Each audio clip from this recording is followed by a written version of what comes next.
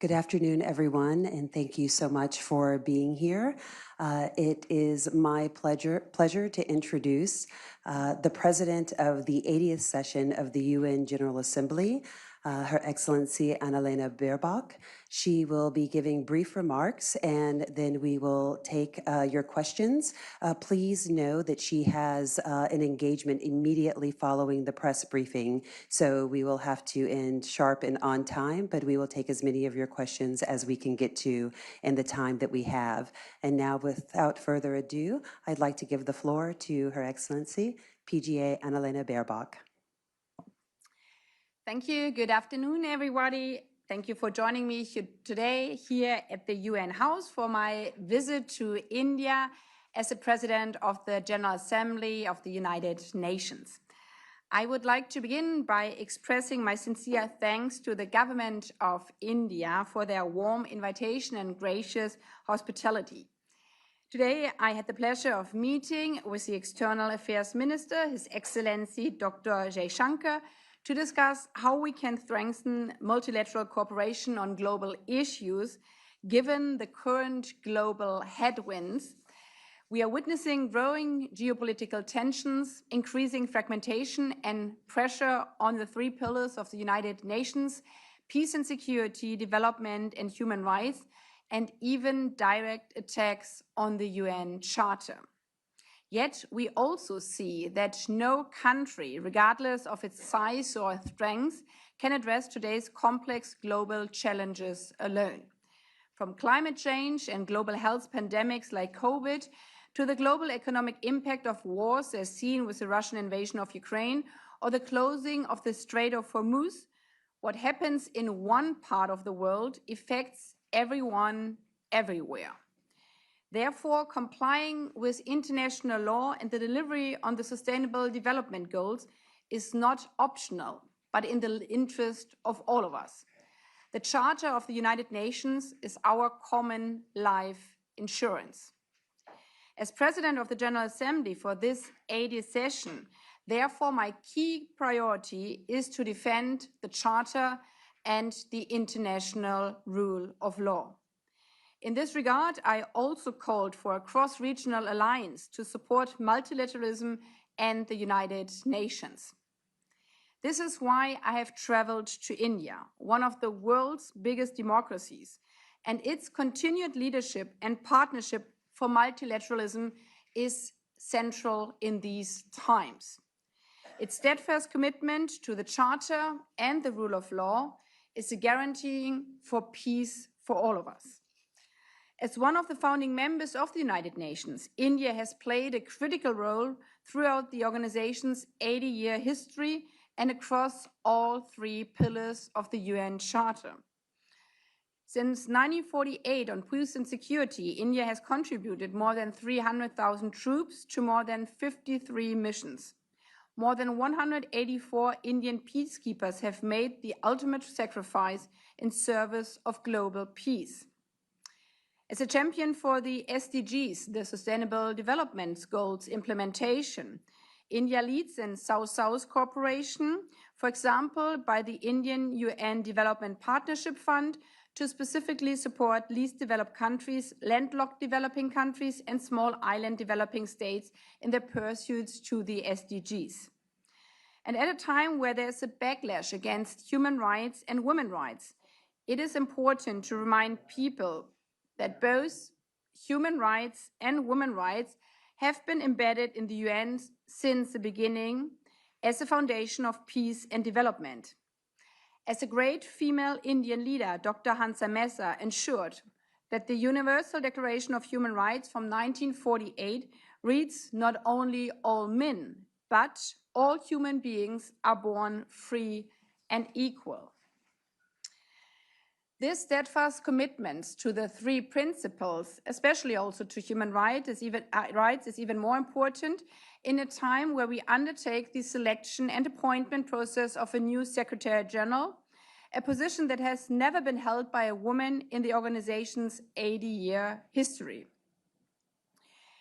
In this process, which we just started in New York, and you might watched it on UN Web TV, We are looking not only for the next head of the unique multilateral organization of the United Nations. It's not only a simply task of administration decision, but the selection of the next Secretary General is a statement of intent that will shape the direction of the world's unique multilateral organization and demonstrate whether the United Nations truly represents the more than 8 billion people we serve around the world in all its diversity, and of half of which are women and girls.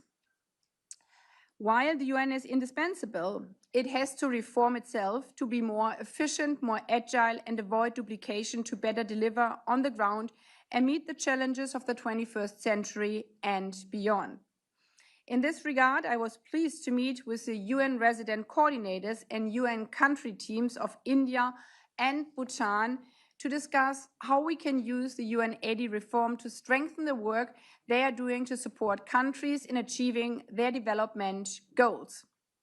Because whether we truly serve all the people will be determined not only in New York or Geneva, but primarily whether we are improving the lives of people in communities around the world, especially also here in India, where a sixth of the world population lives.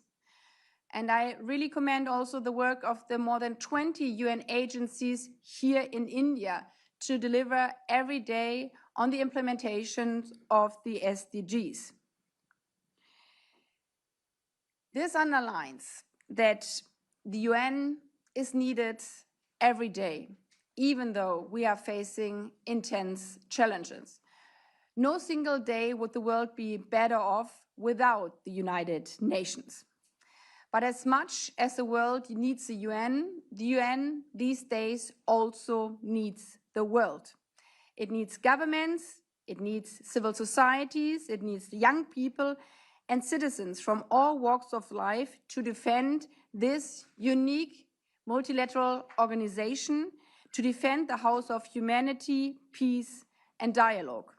And in this regard, I also commend the strong commitment of the Indian people to the UN, as demonstrated by the enthusiastic participation in the nationwide competition to design a commemorative stamp to celebrate the United Nations 80th anniversary. As I learned when I was presented with this beautiful stamp depicting UN peacekeepers and the peace staff, nearly 750,000 students from around the country submitted proposals that showcased not only their artistic talent and their commitment to the UN, peace, development, and multilateral cooperation, but also the spirit of India's great founder Gandhi, be the change you wish to see in the world, or as we framed it for the 80th session of the United Nations, better together. This is what we all strive for. In this regard, I thank India, I thank the government of India for their hospitality of the visit of the President of the General Assembly visit, and I'm also thanking you for joining this press statement today. Thank you. Wonderful, thanks so much. So we'll take groups of questions, and if you could please say your name and the organization that you're with, and then we will take a group. So I saw your hand, and the gentleman here, your hand, and then your hand, and then we'll get to a few. Let's take those three first, and then we'll get to a few on this side. Yes, ma'am, and then you, sir, and then you. Hi, good afternoon. This is Yeshi Seli from Business India. You just spoke about UN peacekeepers, with the ongoing conflict between Israel, US, and Iran. There are a lot of peacekeepers in Lebanon. 6 of them have died. 3 were from Indonesia, and I think the same amount from Italy. How is it that you're going to ensure the safety of the peacekeepers? We have nearly 600 there. Okay, thank you for that question. And now the gentleman behind you. Yes. Ma'am, I'm Siddhant Sibal from WION. Ma'am, my first question is on the reform of the United Nations Security Council, India's position, because India has been forefront. India is seen as a natural contender, but the process has been very slow, painfully slow. What's your view on that? And my second question is on the next Secretary General. What has been the conversation with the Indian External Affairs Minister? What's India's view? Is India backing one of the candidates? Ma'am, I'm Pranay Upadhyay from India Today. Adding to what my colleague Siddhant has asked, it's United Nations is going to complete 80 years of its foundation, and it's a very important year. But unfortunately, the UN is turning out to be very ineffective in solving global problems. You mentioned the requirement of it. What you and United Nations is doing to speeden up the process of reform, including the Security Council reform. And besides that, how do you see the alternative arrangements coming up and the mediation process of conflict resolution being taken up by the countries and the organizations like Board of Peace? What are your views on that? All right, we will take those first three questions for the PGA. Thank you very much. Your questions also underline your country's strong commitment to the United Nations, which we heavily need in these times, maybe starting with the last question, because as you mentioned, there have been some voices lately questioning the role and the importance of the United Nations, also with inviting to other forms of organization. However, as we saw also over the last months, bringing peace to regions is not as easy as just speaking about it. So you need the experience of ceasefire negotiation, and the UN is a unique place where every country around the world has a seat at the table, no matter how big or small, no matter how powerful or rich they are. For a good reason, because to find a just and fair and lasting peace, it needs a clear commitment to the equality and sovereignty of every country. And yes, it has been challenging for the United Nations these days, but we should not forget it has always been challenging. There was no single decade in UN history without wars. Unfortunately, the whole reason for building this House of Peace was after 2 world wars to, as one Secretary General said back in time, not bring humanity to heaven, but to prevent it from hell. And in this regard, I commend every peacekeeping and peace building negotiations going on. And unfortunately, we do not speak enough about those conflicts and crises being prevented, because we learned in COVID there's no glory in prevention. But we have seen in the last recent years, for example, with the Central Asian states having conflicts about water, about borders for a long time, but it was also thanks to the Peacebuilding Commission work of the United Nations that they settled this dispute now peacefully together. When we saw internal conflicts with regard to Colombia, for example, it was the UN, but obviously we have to do better, and this is why the UNAID reform is of such a high importance. We just finalized a resolution, it's called on Workstream 2, where we focus our work more, so mandates, so decisions by the UN General Assembly, which we have more than 40,000 over the 80 years, they have to be reduced to focus on the important points in these times. We call for sunset clauses, we call for avoiding duplications. Same goes here to the work on the ground of the different agencies under UNAID. We are discussing mergers of agencies to more focus on their work to avoid duplications in the field. To the questions with regard to the first one and peacekeeping in relation to the war in the Middle East. Every effort to come to a ceasefire is highly needed, not only because the blockage and the attacks on the Strait of Hormuz are affecting every part around the world. Oil prices are going up, fertilizer prices are going up. One country has even declared a state of energy emergency, but also because, as you mentioned, it overshadows the devastating situation for the people in Gaza. The humanitarian situation in Gaza is still heartbreaking. We are seeing in Lebanon 1.3 million people being displaced. We have seen the attacks on peacekeepers in Lebanon. The Secretary General and myself, we strongly condemned any attacks on UN peacekeepers. It's a commitment by all member states of the United Nations to ensure the safety of peacekeepers, especially as people from all around the world commit their work, their life for the peace of other countries, and therefore the security is of highest importance. And the work from the UN on finding not only a ceasefire but a peaceful settlement of this conflict is our utmost responsibility. With regard to the second question, and the Security Council reforms. This has been a debate going on for more than 17 years. As we all know, it is in the Charter that 5 member states do have a special responsibility and also a right to veto. However, it comes with the responsibility to stand up for peace and security. And given the situation that also P5 members are in attack of the Charter of the United Nations in these times, the discussions about the reform of the Security Council has also increased. I appointed 2 co-facilitators to lead this process. Different proposals are on the table. Also proposal from this country, but many other proposals as well, especially also from the African Union, which is not represented in the Security Council as a whole continent as a permanent member of the Security Council. So the reform debate of the Security Council is also part of the credibility of the United Nations.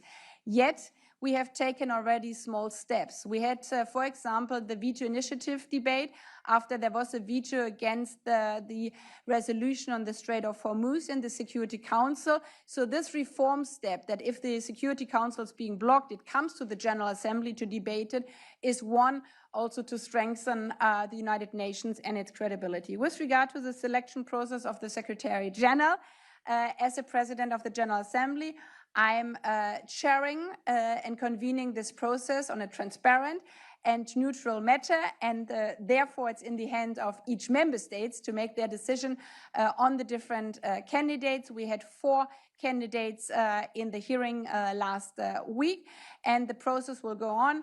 That the Security Council, which has a special role in it, will also hear the candidates. There will be an open town hall meeting with other candidates as well.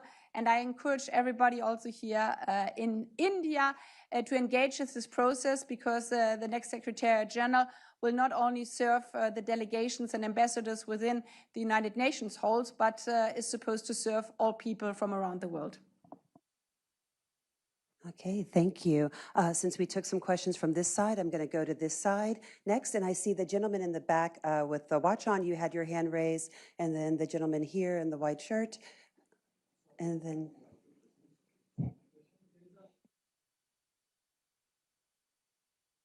Hello. Saurabh Sharma, I'm from the Outlook Business. So my question is, there is growing criticism that the UN is becoming less effective in conflict resolution. So whether it's the ongoing war in the West Asia or the conflicts going in the Africa, or the conflict going between the Russia and Ukraine. So as the head of the United Nations General Assembly, what steps will you take to restore its credibility?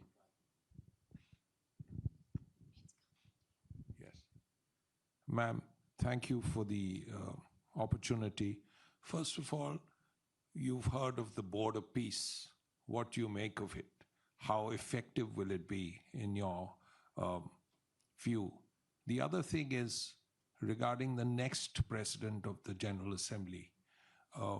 We know that the Foreign Minister of Bangladesh had a long chat with the Secretary General, I think on the 26th of March. And has he had a chat with you? And what do you make of this, please? Thank you. The PGA, would you like to take those 2? Maybe on the last question for the Secretary General or the President of the General Assembly, because my term ends in September, and there are current candidates from Bangladesh and also Cyprus, as I've met both of them. But again, it lies in the hands of the member states to take the decision on the upcoming president of the General Assembly. With regard to the Board of Peace, I touched it already before to the question. Member states are open and free to organize them in different groups. So we had the meeting, I had the pleasure to join it in my previous role here with G20. There's an upcoming BRICS meeting in your country. In other regions, they have many, many other regional organizations or also international organizations.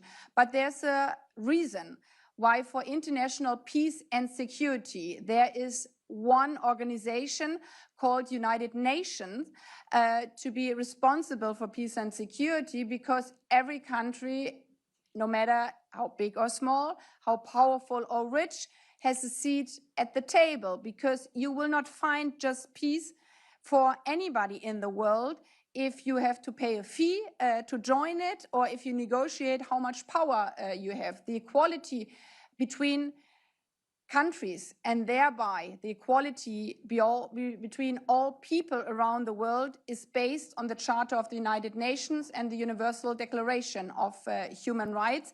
And the UN is a unique place where all these delegations are coming together. Also, I would like to add, with regulations, for example, of diplomatic immunity, also with regulation on visa regulations for host countries. Unfortunately, these days, not everybody is complying to it. But if you want to find in a situation of crisis and conflicts also places for negotiation, it needs a neutral and objective place, and this is, as I said, for a good reason, the United Nations. And I think everybody could also see in the last weeks and months that something, maybe also in the social media time, which is said so easily. Yeah, we just strive for something and we just tell there should be peace and then there's peace, that it's obviously not so easy. It takes sometimes years. This is also the experience of the United Nations, that you have to have a very, very long call for peace. And you have to endure also the dark hours when you don't see the light at the end of the tunnel. And again, this is exactly the role of the United Nations, to never give up, but always strive not only for peace, but also justice and accountability after a ceasefire happened or peace negotiations happened. And this comes also to the first question from Outlook Business. Yes, you're totally right that in the given time, we have challenges with regard to finding peace and also ceasefires in conflict and crisis situation. But at the same moment, as I said before, without UN peacekeepers at different parts of the world, nothing would be better. So everybody who is calling for maybe we don't need the UN anymore, just imagine from one day to the other, we would not have peacekeepers in different parts of the world. Just imagine the World Food Program would leave your country, but especially would leave in these times Sudan or other crisis areas around the world. Just imagine the World Health Organization would not vaccinate children around the world anymore. Then half of the world's population under 18 would not have any vaccination shot. And even for the most developed industrialized country, I think nobody would dare to even enter in an airplane, because also the safety of aviation is regulated by a sub-body of the United Nations. So this is why, besides all the shortcomings we are obviously facing also with regard to the work of the UN, no single day would we better off. On the other hand, as the UN is so strongly under pressure, we have to do better. And this is why we have to reform on the different agencies. This means looking where do we find duplication, and we do find duplication. For example, in a situation where many, many people are being displaced because of conflicts or crises or natural disasters, many organizations are doing identification, but it doesn't need 3 or 5 organizations doing the same thing. So we have to look how we can simplify these processes. We are also looking at, the Secretary General especially, how to reduce the oversight cost with regard to administration, but also technical assistance, especially also in Geneva and in New York. In a digitalized time, we don't have to have hard copies of all the printed materials anymore. So we can be way more efficient in using modern technologies with regard to costs of conferences. However, again, if we want to serve all people, we have, for example, 6 official UN languages. And this really depends also on human skills and not only on artificial intelligence to do translation. So we should not allow those who want to weaken the UN to weaponize the overdue reform process, but I call on member states especially and governments who believe in the United Nations to come up with supportive reform proposals to make this institution stronger and fit for the future and up to the challenges of the 21st century. Excuse me. This lady in the pink had a question, had her hand up, and this gentleman and this lady here. So if we could take that round. I'm sorry. Okay. Yes. No, I'm so sorry. She had her hand up, so let's give the mic to her. Ma'am, Mike, I have 2 questions, both on the subject of the presidency, the next president of the UNGA. Could you introduce yourself and your Yes, organization? I'm Shikha Salaria from the Sunday Guardian and NewsX. My first question is about the withdrawal of the candidacy of Palestine. The Palestinian ambassador to India has made comments that in the past there has been pressure on the Palestine to withdraw from such high-profile candidacies. So what do you have to say to that? Number 2, ma'am, there have been 86 academicians, legal professionals, and politicians who have written to member states against the candidacy of the foreign minister of Bangladesh, Mr. Khalilur Rahman, and they say that he represents a civilian government which has systematically targeted a section of the population. What are your thoughts about that? Thank you.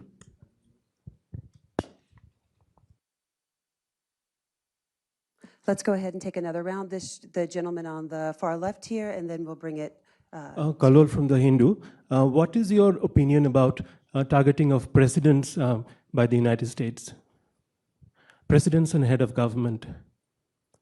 I'm referring to Nicolas Maduro especially.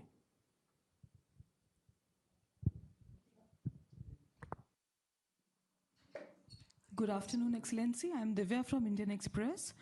You just had a meeting with External Affairs Minister S. Jaishankar and discussed West Asia crisis. So what were the specific discussions in that regard, and also about the role that India can play in global diplomacy?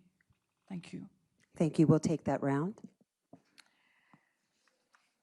Thank you very much. With regard to the first question, if you're calling to everyone to stick to the rules, we agreed. For me, it's very important that this applies in neutral observation to everyone and to all of the rules. And there are not only rules like the Charter of the United Nations, but there are also rules of procedure and internal rules for applications. And the rules, you mentioned the Secretary General process, but also the President of the General Assembly process. They are clear rules, so everyone can apply. And most of the times you have to be presented by individual member states. And then it's up to the member states, the General Assembly, to decide on that one. And it's not up to the former President of the General Assembly to comment on it, neither on the upcoming PGA candidates, nor on the Secretary General candidates. In both positions, you have to swear an oath on the Charter of the United Nations, because this is what you have to represent. And in my situation, I had to defend the Charter quite often in my short term already. And based on this Charter, member states can question the different candidates in interactive dialogues. Also with the next PGA, I had it myself. It was a 3-hour-long interview by member states, and I can assure you that there have been also some very critical questions. So then at the end of these hearings on the different pillars, peace and security, sustainable development, but also human rights.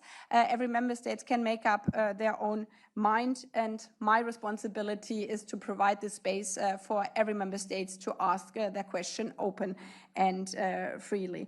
With regard to the withdrawal of candidates, it's the same.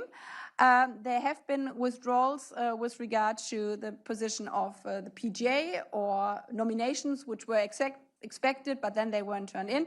Same for the SG candidates. There has been also withdrawals from candidates who have been proposed before. But again, it's the decision by the candidates or by the countries who filed these applications or nominations beforehand. With regard to the question from the colleague from the Hindu press, I've been very clear with any violations of the Charter, also with regard to the situation in Venezuela, that human rights are indivisible, and every person around the world enjoys the human rights. And if there are human rights violations, we have UN bodies who are responsible to deal with this, like with the Security Council, sometimes, unfortunately, also to the blockage of some member states.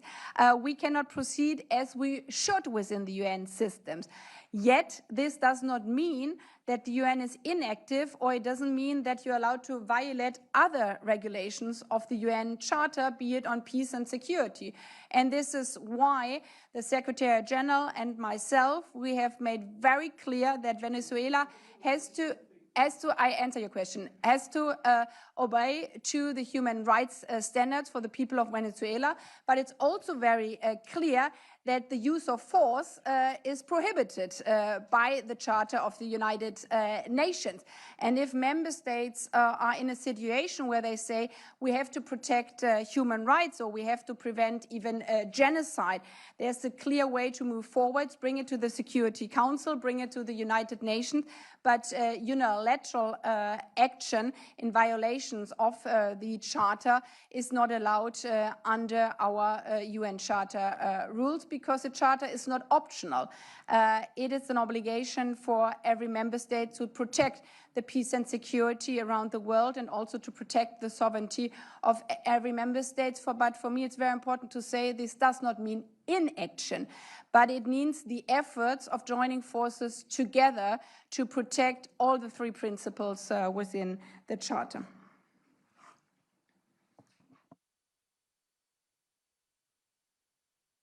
Oh, I'm sorry. Yes, with regard to my meeting with the foreign minister, as I mentioned, we discussed obviously the current situation around the world, be it the conflict in the Middle East, or be it the situation in the broader perspective, especially with the outcomings and consequences on trade, on the law of sea. This is a strong question also for UNCLOS, as we have seen it also in the Black Sea before, if we have seen it in the Strait of Hormuz. But if we accept also for the law of sea that this is being violated unilaterally, then trade around the world will almost be impossible. But we have discussed also intensively on UNAID reform. As I said, India being the biggest country in the world, the results of the UNAID reform by implementing on the SDG will have a strong effect on this country. And India is, with its active support of the SDGs also in other countries, a key driver also for the progress for others. And this discussion around the Secretary General process obviously has been also part of our discussion. As always, time is way too short, I guess also for this press conference. We're drawing close. We have two more questions, and it was this gentleman here and this gentleman here, and that's all we'll have time for today. So the last two questions, please.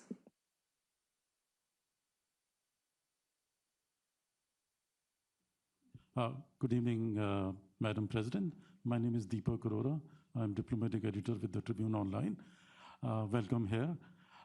My question is that you mentioned about the next Secretary General, and you also mentioned that, and there's been talk about next Secretary General to be a woman, So personally, would you rule out the other two candidates? I know it is a different process. I know the process. What's your personal opinion on that? Would you personally would like to see a woman candidate as the Secretary General? Thank you. And could we have the mic here for this gentleman in the front? And that's our last question. Thank you. Ma'am, I'm Akhilesh Suman from DD News. You met External Affairs Minister and also Minister of Electronics and Information Technology, I think. So what transpired in the meeting between you and both the ministers, and what you expect from India?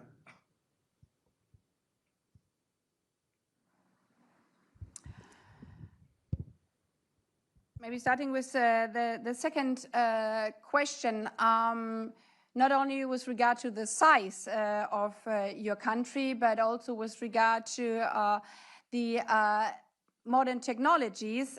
India just recently hosted the AI summit, underlining that it's also a driver in this process in a time where not only CO2 or a virus of a pandemic does not stop at the border, it's the same with social media, and it's the same with information sharing.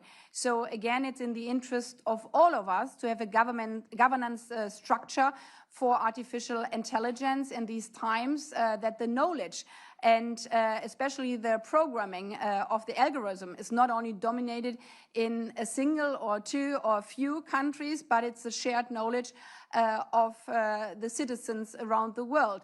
Not only with regard to knowledge, not only with regard to information sharing, but also with regard to protection. I guess all of you are having children, teenager children or grandchildren or friends of them, seeing online how this wonderful technology can be misused, also being and especially targeted against women and girls. If we look at deep fakes, for example, 96% of sexual related content is targeting women. So these systems are set up to disgrace or attack women and girls. So the backlash of women's rights has to be fought especially against in the digital sphere. We also see apps which teach, again, teenagers how to commit suicide.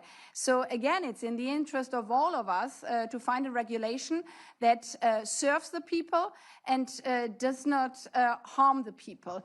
And therefore, I also commend India's role here in this regard. And I'm visiting also with the ministers and actors in the digital space to hear what their efforts are going on. The next meeting will be in Geneva.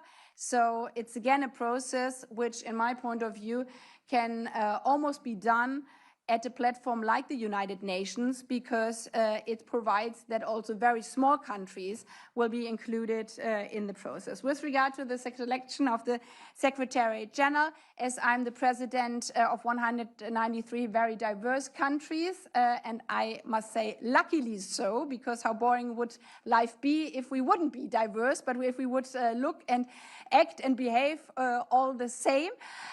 Yet these 193 member states all have to play to the same rules, because otherwise it would not a fair competition. And this also counts to the selection process of the next Secretary General.